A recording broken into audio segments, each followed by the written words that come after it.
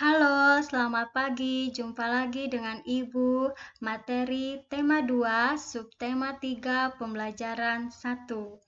Adapun kegiatan pembelajaran 1, menemukan informasi penting dari teks dengan menggunakan aspek apa, di mana, kapan, siapa, mengapa, dan bagaimana, dan menuliskannya pada peta pikiran.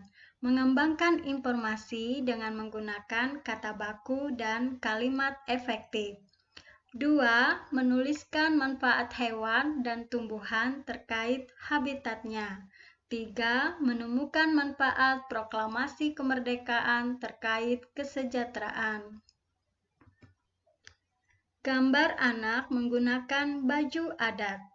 Menjaga persatuan dan kesatuan bangsa merupakan kewajiban seluruh rakyat warga negara Indonesia, karena negara kita terdiri dari berbagai suku, agama, dan ras.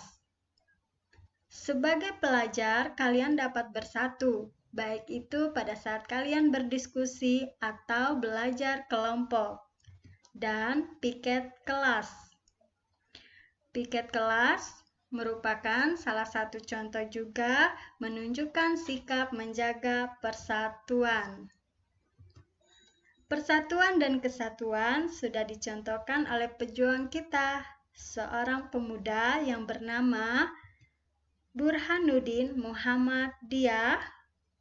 Kemudian yang di sebelahnya, naskah proklamasi tulisan tangan Insinyur Soekarno, dan gambar di sebelahnya, gambar naskah proklamasi yang sudah diketik. BM Diah dan naskah asli proklamasi.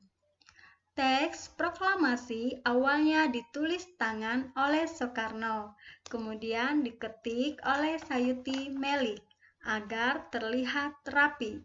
Teks asli tersebut kemudian dibuang ke tempat sampah. Salah seorang pemuda yang ikut hadir pada saat persiapan proklamasi kemerdekaan adalah BM Diah. Ia mengambil naskah asli dari tong sampah dan disimpannya. Ia menilai bahwa teks tersebut memiliki sejarah tinggi.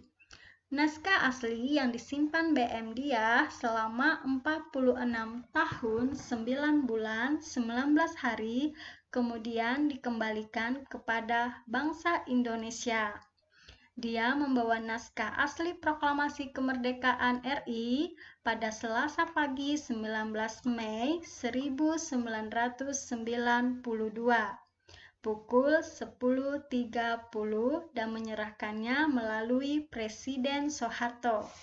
Naskah itu kemudian disimpan oleh Arsip Nasional atas anjuran Soeharto. Keputusan BM Diah untuk menyimpan naskah asli sangat tepat. Seluruh bangsa Indonesia sampai sekarang dapat menikmati naskah asli proklamasi dan belajar banyak dari kejadian saat itu. Anak-anak, kata yang terdapat dalam bacaan tersebut adalah kata-kata baku. Kata baku digunakan dalam situasi resmi, penulisan dan pengucapan sesuai Pedoman Umum Ejaan Bahasa Indonesia atau PUEBI. Nah, nasihat, contoh kata tidak baku. Nasihat, contoh kata baku. Apotik, contoh kata tidak baku. Apotek, contoh kata baku. Cuman, contoh kata tidak baku. Cuma, contoh kata baku. Gubuk, contoh kata tidak baku. Gubuk, contoh kata baku. Jadwal, contoh kata tidak baku. Jadwal, contoh kata baku.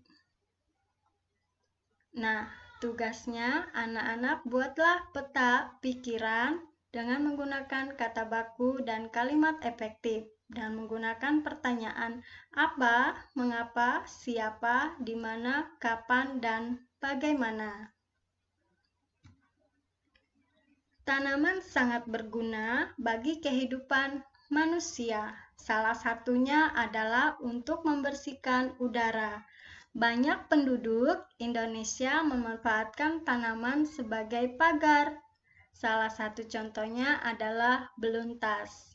Nah, beluntas adalah tumbuhan semak. Tumbuhan ini bercabang banyak, berusuk halus, dan berbulu banyak. Beluntas dapat tumbuh di daerah kering, tanah keras, dan berbatu. Tingginya bisa mencapai 3 meter. Dengan habitat dan ciri fisiknya tersebut, beluntas banyak dimanfaatkan sebagai tanaman pagar. Banyak rumah menggunakan beluntas sebagai pagar hidup. Selain tumbuhan, hewan juga berguna bagi kehidupan manusia. Contohnya keong sawah. Keong sawah atau tutut hidup di perairan dangkal yang berdasar lumpur. Keong sawah banyak hidup di sawah, rawa-rawa, pinggir danau, dan pinggir sungai kecil. Keong sawah berguna untuk membersihkan lumut di kolam ikan. Keong membersihkan lumut atau rumput yang biasanya tumbuh mengambang di atas air. Manfaat hewan dan tumbuhan. Manfaat hewan dan tumbuhan yang pertama, penghasil bahan pangan. Manusia memanfaatkan hewan untuk bahan makanan seperti daging, telur, dan susu. Yang kedua, penghasil bahan sandang. Hewan ini memiliki manfaat terkait kebutuhan sandang seperti kain sutra yang berasal dari serat kepompong ulat sutra. Domba dapat menghasilkan wol, kulit hewan seperti sapi dan kerbau dimanfaatkan dalam pembuatan jaket. 3. Penghasil bahan kerajinan. Kulit sapi dan kerbau dimanfaatkan sebagai bahan pembuatan wayang kulit. Selain itu, bulu angsa dimanfaatkan untuk membuat kok. 4. Penghasil pupuk organik.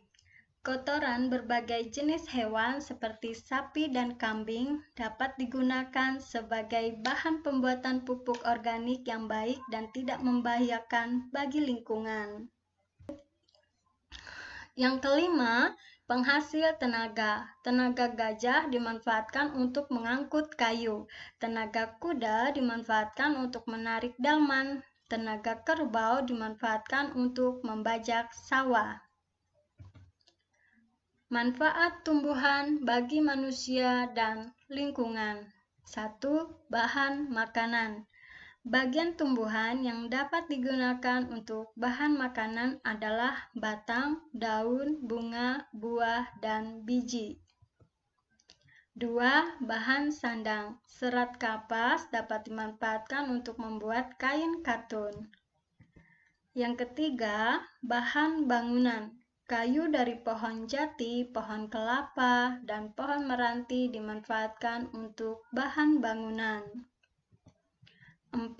Bahan obat. Banyak tanaman dimanfaatkan untuk obat. Contoh, jahe untuk mengobati batuk, daun kumis kucing untuk mengobati ginjal, daun jambu biji untuk mengobati diare, dan masih banyak lagi tanaman yang dapat dimanfaatkan untuk obat. 5. Bahan baku industri. Industri banyak memanfaatkan tanaman untuk kebutuhan manusia. Contoh, getah karet digunakan dalam pembuatan kain, getah pinus digunakan dalam industri cat, kayu pinus digunakan dalam industri kertas, buah kelapa sawit dimanfaatkan sebagai bahan dalam industri minyak goreng. Yang keenam, bahan pewarna alami. Tanaman dapat digunakan sebagai pewarna, sawi dan pandan untuk warna hijau, wortel pewarna jingga, dan kunyit pewarna kuning. Yang ketujuh, menjaga kualitas air. Tanaman bakau menjadi penyaring alami dari air laut menjadi air tawar. Nah, tugasnya anak-anak menuliskan manfaat hewan dan tumbuhan bagi kehidupan manusia. Nah, setelah proklamasi kemerdekaan, bangsa Indonesia menjadi bangsa yang merdeka, merdeka dari segala bentuk penjajahan. Setiap warga negara berhak untuk menikmati kemerdekaan tersebut, namun berkewajiban pula untuk menjaga kemerdekaan.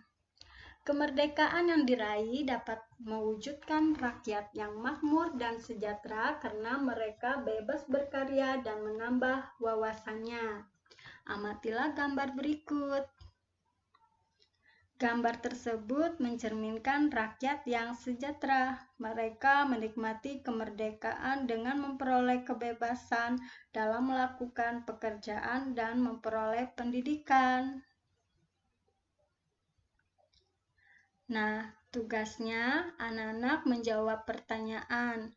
Yang pertama, apa pengaruh kemerdekaan bagi petani atau pedagang? Yang kedua, apa pengaruh kemerdekaan bagi pelajar? Yang ketiga, apa yang harus dilakukan rakyat agar sejahtera? Yang keempat, tulislah 3 kegiatan yang dapat kamu lakukan agar kamu berhasil sebagai pelajar. Terima kasih, selamat belajar dari rumah. Ayo, semangat terus!